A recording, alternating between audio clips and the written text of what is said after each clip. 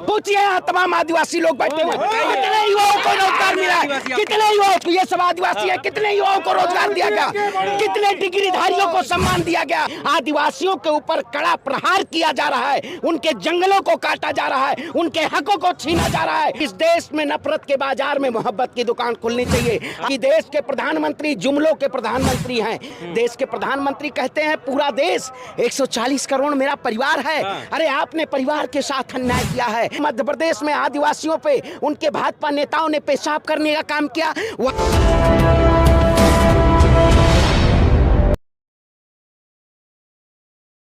राहुल गांधी की भारत जोड़ो न्याय यात्रा लगातार जारी है। महाराष्ट्र के नंदुरबार में इस वक्त हम मौजूद हैं। जानेंगे कि यहाँ पर राहुल गांधी के आने का किस तरह से स्वागत यहाँ के लोग कर रहे हैं और कितनी उम्मीदें हैं। सरवण पांडे जी हमारे साथ है। किस तरह का माहौल है और सबसे बड़ा सवाल ये है कि ये आदिवासी क्षेत्र है, किस तरह के ओपिनियन रख रहे हैं आदिवासी लोग? बिल्कुल, देखिए मैंने यहाँ के लोगों से भी बात किया, यहाँ के किसानों के, यहाँ के नौजवानों से, यहाँ की महिलाओं से। जिस तरीके से लोग राहुल गांधी के लिए, आप बताइए भारतीय जनता पार्टी ने जो वायदा किया था आदिवासियों को हम हक देंगे, वो कहीं ना कहीं उनको बनवासी बना के छोड़ दिया गया है।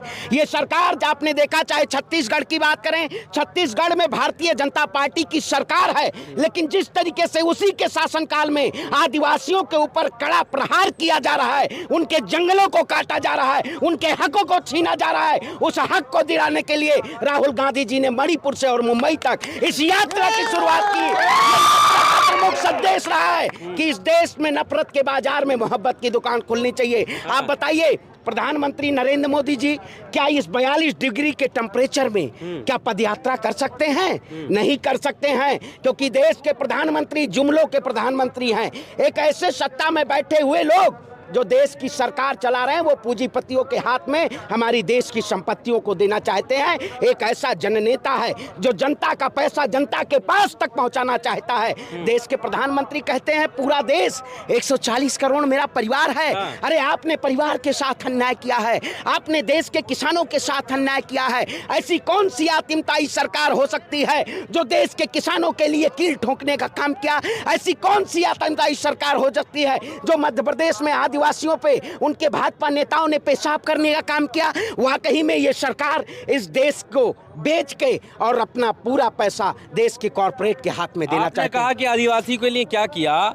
आदिवासी समुदाय से आने वाली को राष्ट्रपति बना दिया, और क्या क्या चाहिए? भैया मैं कहता हूँ फिर उस जो मशीन है उसकी बटन, उसका रिमोट कंट्रोल किसके पास है?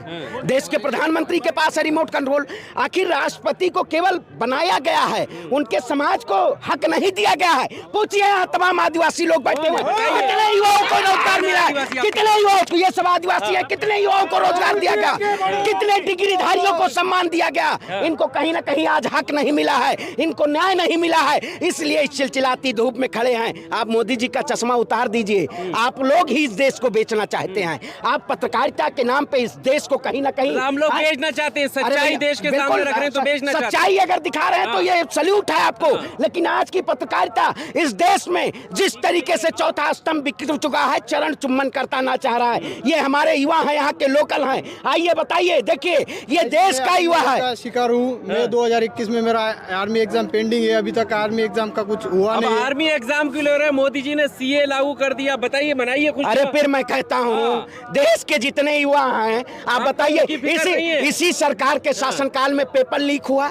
इसी सरकार के शासनकाल में अग्निपथ के नाम पे इस देश की सेना को कमजोर करने का काम किया। में, अफगानिस्तान में, बांग्लादेश में जो सताए जा रहे अल्पसंख्यक हैं, यानी हिंदू, क्रिश्चियन, बौद्ध हैं, वो देश में लाए जा रहे हैं मोदी जी। फिर मैं आपसे कहता हूँ पाकिस्तान की आप बात कर रहे हैं, भारत की बात कर लीजिए। विकास, आप जो सरकार करेगी वही आप सवाल करेंगे। पाकिस्तान यहाँ पे आप लोगों तक नहीं, यहाँ पे महाराष्ट्र की जनता का मुद्दा है, यहाँ पे भारत का मुद्दा है, यहाँ के युवा का मुद्दा। ये युवा भारत की से वंचित है। इस युवा का सवाल आप नहीं कर सकते हैं, ये युवा का सवाल आप नहीं पूछेंगे।